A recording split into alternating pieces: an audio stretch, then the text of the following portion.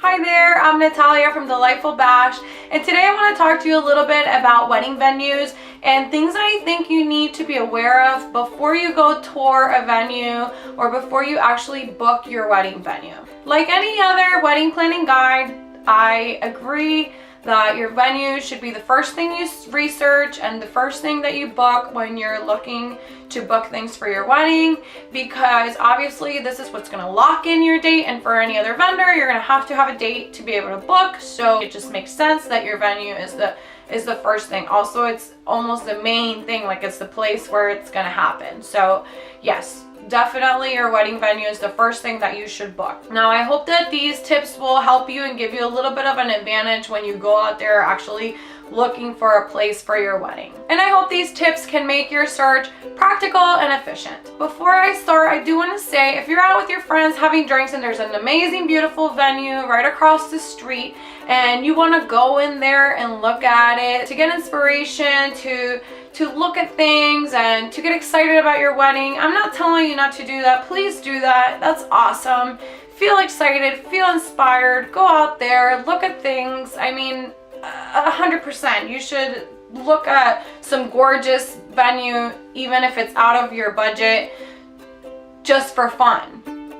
But if you're really serious about wedding planning and you're like on your wedding planning day, don't waste your time going to a venue that you're not going to be able to afford or that is not going to be what you want. To get right into the real stuff, there's going to be two types of venue mainly out there. I say mainly because there's all kinds of different venues that you can select, but they all kind of sort of fall in these two categories. So it's either a flat fee venue or an all-inclusive kind of venue.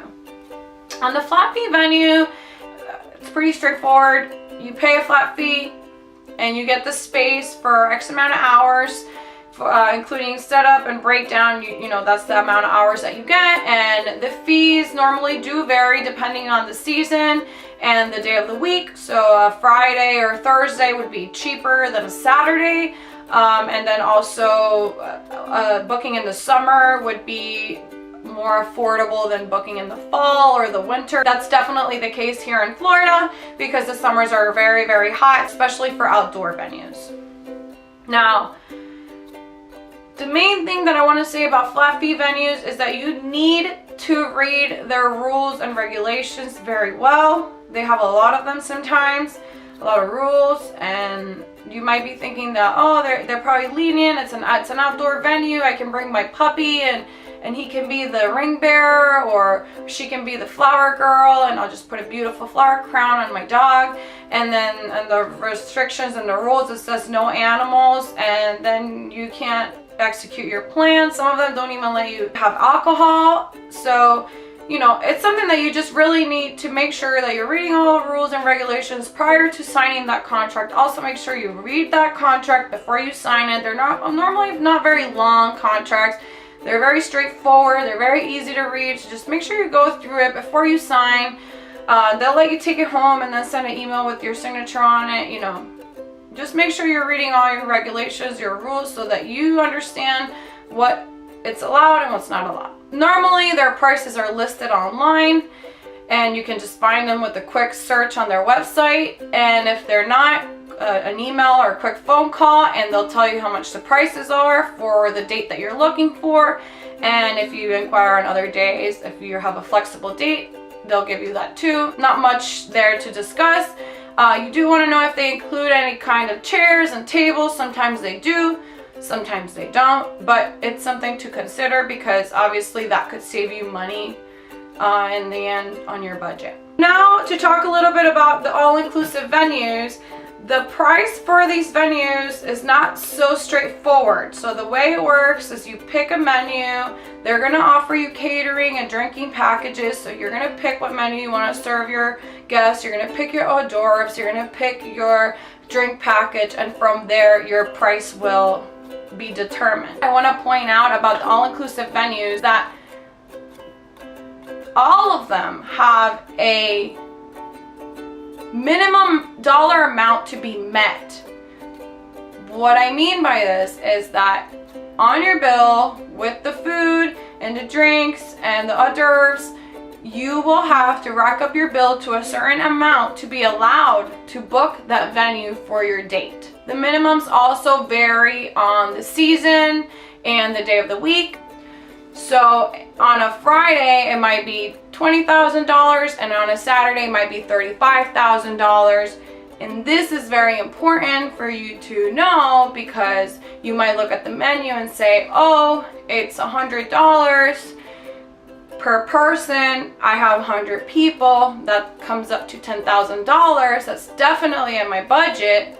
But then when you're ready to sign the contract and you're excited already about the venue and you're already set on having it there, you realize that the minimum is $25,000, which is more than double what you thought you were going to be spending, and then you're like, you know, you didn't even know.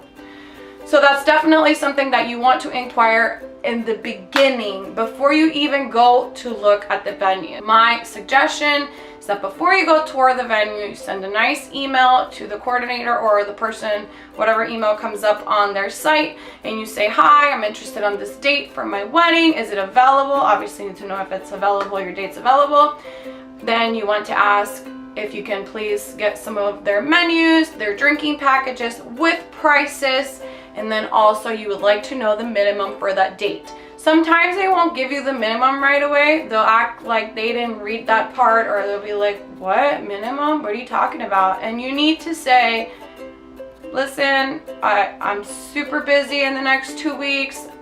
I'm really trying to narrow down my options. I am on a budget, and I need to define if your venue, it's gonna even be an option for me before I go and tour it. Because they're gonna tell you, here's the menus, let's set up an appointment, come in and let's talk. Because of course that's a sales practice, to close the sale, which is great. If you have a open budget and you can spend however many dollars you want, then of course go look at the venue. If you love the venue and you like their menus, go see the venue and just do it.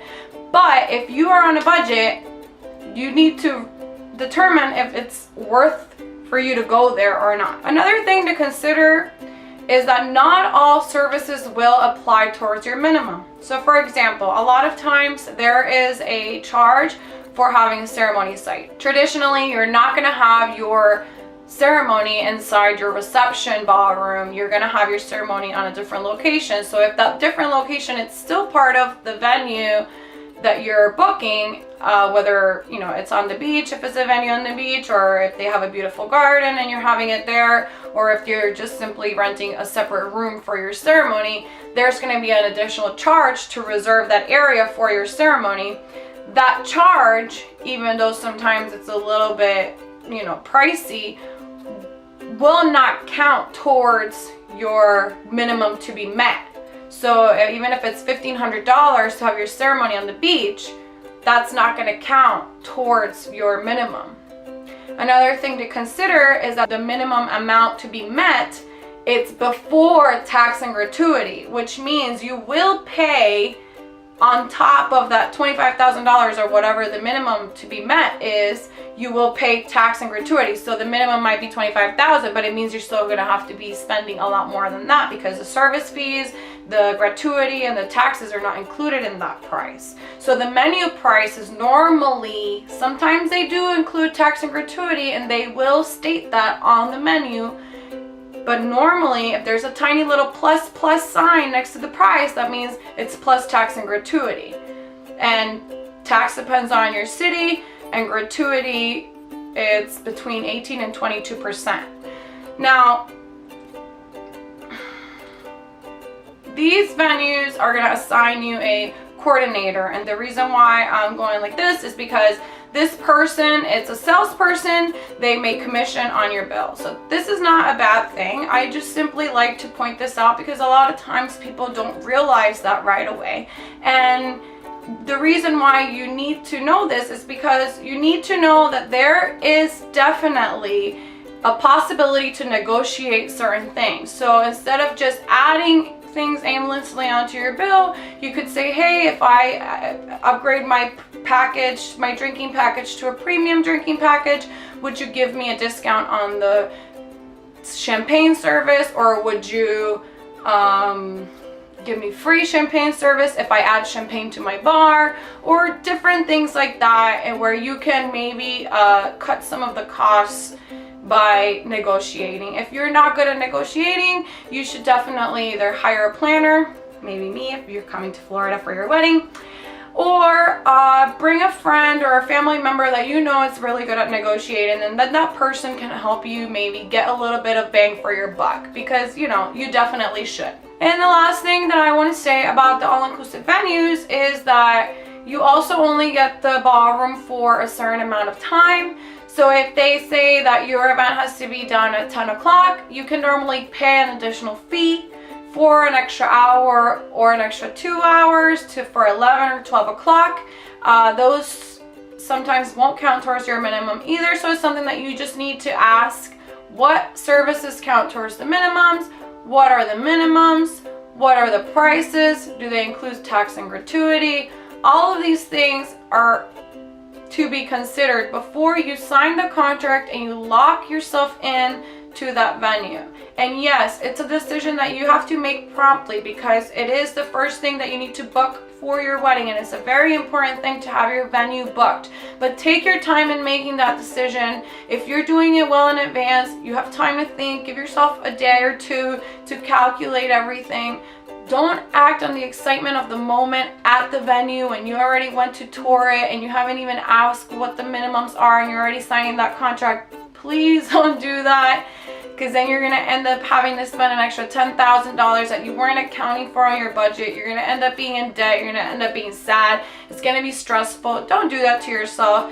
Ask all the questions ahead of time. Be ready to book when you go in, because you know that you can afford it. That's the way to do it. Another thing to consider also is that the all-inclusive venues are including normally tables, chairs, linens, flatware, china. Great service, because normally they're on top of things. The food comes out, the servers are there. It's just all great, very seamless. It's wonderful. Not saying that a catering company wouldn't be able to give you that service, but if you're having a flat fee venue and it doesn't include any chairs and tables, you might want to add all those things before you compare prices. You can't compare $5,000 flat fee venue against a $25,000 minimum at a hotel, because you need to compare apples to apples. So you have to have a little bit of an idea of what a catering company would charge you and your service fee would be before you can compare the two. That's all I have for you today on venues. I really hope this was helpful. I really hope